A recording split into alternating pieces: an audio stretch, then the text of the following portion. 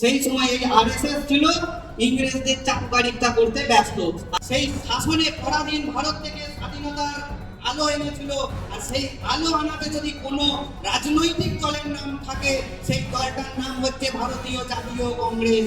তাছাড়া আর বর্তমানে আর কোনো রাজনৈতিক দলের নাম পর্যন্ত পাবেন না। কিন্তু তাই আমি যখন কলেজে গেলাম তখন কিন্তু আমি রাজনীতিতে ঢুকেছিলাম কলেজ থেকে, কল্যাণ ইউনিভার্সিটি।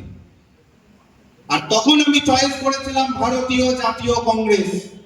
তার কারণ হচ্ছে একটাই, দীর্ঘদিন ভারতে যখন ইংরেজ শাসন হয়েছিল, সেই শাসনে পরাধীন ভারত থেকে স্বাধীনতার আলো এনেছিল।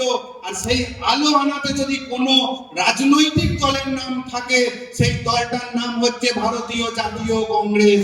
তাছাড়া আর বর্তমানে আর কোনো রাজনৈতিক দলের নাম পর্যন্ত পাবেন না।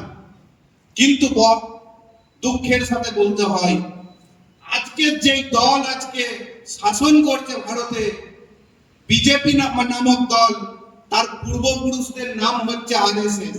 যখন ভারতবর্ষ পরাধীন, গান্ধীজি থেকে শুরু করে রাজনৈতিক যত নেতা কংগ্রেসের, সকলে লেগেছিল ভারতকে কিভাবে স্বাধীনতার স্বাদটাকে পাওয়াবো।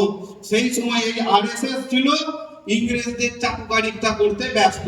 আর আজ তারা এসে ভারতকে শাসন করছে, তার সাথে সাথে কে দেশভক্ত আর কে দেশদ্রোহী তারা সার্টিফিকেটটাও দিয়ে যাচ্ছে।